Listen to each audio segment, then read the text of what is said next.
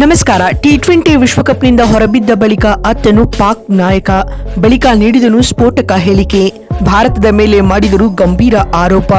Team ಇಂಡಿಯಾದ ಕುರಿತು ಹೇಳಿದ್ದನ್ನ ಕೇಳಿದರೆ ನೀವು ಕೂಡ ಶಾಕ್ ಆಗ್ತೀರಾ. ಹಾಗಾದರೆ ಸುದ್ದಿಯ ಕಂಪ್ಲೀಟ್ ಮಾಹಿತಿ ಏನು? ಅಷ್ಟಕ್ಕೂ ಪಾಕ್ ಟಿ20 ವಿಶ್ವಕಪ್ನಿಂದ ಹೊರಬಿದ್ದ ಬಳಿಕ ನಾಯಕ ಸಲ್ಮಾನ್ ಅಲಿ ಆಗ ಹೇಳಿದ್ದೇನು ಗೊತ್ತಾ? ಇದರೆಲ್ಲದರ ಬಗ್ಗೆ ಈ ವಿಡಿಯೋದಲ್ಲಿ ತಿಳಿಸ್ಕೊಡ್ತಾ ಹೋಗ್ತೀನಿ, ಆದ್ದರಿಂದ ಕೊನೆವರೆಗೂ ನೋಡಿ. ಆದರೆ ಅದಕ್ಕಿಂತಲೂ ಮುನ್ನ ನೀವು ಕೂಡ ಟೀಮ್ ಇಂಡಿಯಾದ ಅಭಿಮಾನಿಗಳಾಗಿದ್ರೆ ಈ ಕೂಡಲೇ ವಿಡಿಯೋಗೊಂದು ಲೈಕ್ ಮಾಡಿ ಮತ್ತು ನಮ್ಮ ಚಾನೆಲ್ಗೊಂದು ಸಬ್ಸ್ಕ್ರೈಬ್ ಮಾಡಿ.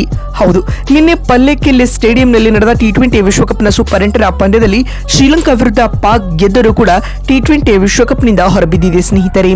ರನ್ ರೇಟ್ ಆಧಾರದ ಮೇಲೆ ಬಿ ಗ್ರೂಪ್ನಿಂದ ನ್ಯೂಜಿಲೆಂಡ್ ಇದೀಗ ಸೆಮಿಸ್ಗೆ ಕ್ವಾಲಿಫೈ ಆಗಿದೆ.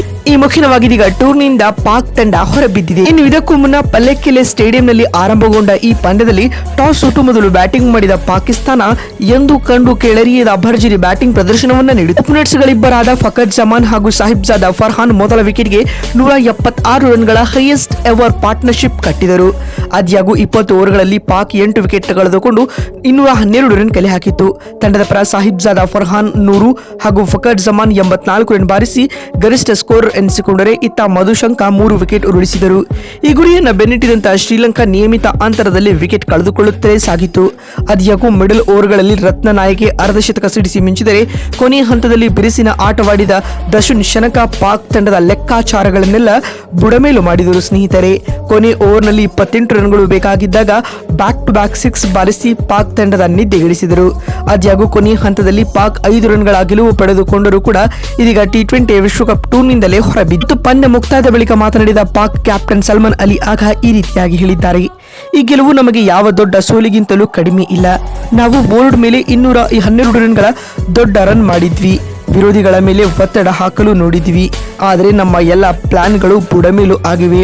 ನಾವು 147 ರನ್ಗಳ ಒಳಗೆ ಕಟ್ಟಿ ಹಾಕಲು ಪ್ಲಾನ್ ರೂಪಿಸಿದ್ವಿ. ಬಟ್ ಅನ್ಫಾರ್ಚುನೇಟ್ ಅದು ಆಗಿಲ್ಲ. ಹೀಗಾಗಿ ಬೇಸರವಿದೆ.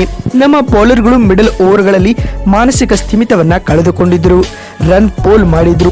ಇದು ತಂಡದ ಸೋಲಿಗೆ ಪ್ರಮುಖ ಕಾರಣವಾಗಿದೆ ಎಂದು ಆಗ ಹೇಳಿದ್ದಾರೆ. ಮತ್ತು ಮಾತು ಮುಂದುವರಿಸಿದ ಅವರು, ಇಂದು ಇಡೀ ವಿಶ್ವವೇ ನೋಡುತ್ತಿದೆ ಭಾರತ ಹೇಗೆ ಕ್ರಿಕೆಟ್ ಮೇಲೆ ದಿನೇ ದಿನೇ ತನ್ನ ನಿಯಂತ್ರಣವನ್ನ ಸಾಧಿಸುತ್ತಿದೆ. ಅವರಿಂದಲೇ ನಾವು ಲಂಕಾದ ಈ ಕೆಟ್ಟ ಪಿಚ್ ಮೇಲೆ ಆಡುವ ಹಾಗೆ ಆಗಿದೆ. ನಾನು ವಿಶ್ವಾಸದಿಂದ ಹೇಳುವೆ, ಈ ವರ್ಷದ ಟಿ20 ವಿಶ್ವಕಪ್ ಯಾವುದೇ ನ್ಯೂಟ್ರಲ್ ವೆನ್ಯೂ ಲೈಕ್ ಆಸ್ಟ್ರೇಲಿಯಾ ಅಥವಾ ಸೌತ್ ಆಫ್ರಿಕಾದ ಪೇಸ್ ಪಿಚ್ ಮೇಲೆ ನಡೆದಿದ್ರೆ ಸ್ಟೋರಿನೇ ಬೇರೆ ಆಗಿರ್ತಿತ್ತು. ಇದು ಭಾರತ ತನಗೆ ನೆರವು ಆಗಲು ಮಾಡಿರುವ ದೊಡ್ಡ ಕುತಂತ್ರವಾಗಿದೆ ಎಂದು ಹೇಳುವ ಮೂಲಕ ಗಂಭೀರ ಆರೋಪವನ್ನ ಮಾಡಿದ್ದಾರೆ ಸ್ನೇಹಿತರೆ. ಹಾಗೂ ಮಾತು ಮುಂದುವರಿಸಿದ ಅವರು, ಅದ್ಯಾಗೂ ನಮಗೆ ಕೆಲ ಪಾಸಿಟಿವ್ ಅಂಶಗಳು ಕೂಡ ಸಿಕ್ಕಿವೆ. ಓಪನರ್ಸ್ಗಳಿಬ್ಬರು ಆಡಿದ ಆಟ ಕಾನ್ಫಿಡೆನ್ಸ್ ತಂದುಕೊಟ್ಟಿದೆ. ನಾವು ಸ್ಟ್ರಾಂಗ್ ಆಗಿ ಕಮ್ ಬ್ಯಾಕ್ ಮಾಡಲು ಎದುರು ನೋಡುತ್ತಿದ್ದೇವೆ ಎಂದು ಹೇಳಿದ್ದಾರೆ.